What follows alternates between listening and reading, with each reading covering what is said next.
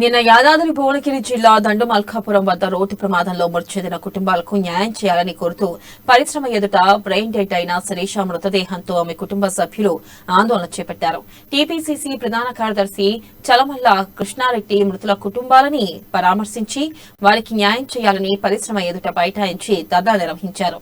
మృతి చెందిన కుటుంబాలకు తన వంతు సాయంగా ఒక్కొక్కరికి ₹1,00,000 చొప్పున ఆర్థిక సాయం ప్రకటించారు. ఇక గాయాల పాలైన వారికి ₹50,000 చొప్పున అందిస్తామని హామీ ఇచ్చారు. మృతి చెందిన వారి కుటుంబాలకు ఒకరికి పరిశ్రమలో ఉద్యోగం కల్పించాలని డిమాండ్ చేశారు.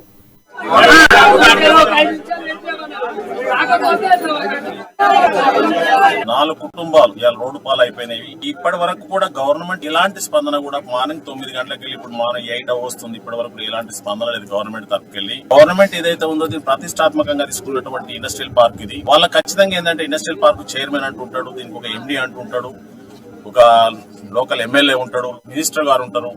వాళ్ళ దగ్గర కూడా ఇలాంటిది లేదు. ఎంత బాధాకరం అంటే వాళ్ళ కుటుంబాలు రోడ్డున పడి పాపం పోతేకెళ్ళి మాట్లాడుతున్నారు. యజమాన్యం కూడా ఎంత మొండి వైఖరి అవలంబిస్తుందంటే వాళ్ళు అడిగినటువంటి కాంపోజిషన్ పోయిన ప్రాణం అయితే తెచ్చివ్వలేరు కాబట్టి అడిగిన కాంపోజిషన్ ఇవ్వడంలో దాన్ని ఎంత జాప్యం చేస్తుందంటే నేను కూడా ఇప్పటిదాకా వాళ్ళ యజమాన్యతో మాట్లాడితే వాడు ఒకటే మాట మాట్లాడతాడు.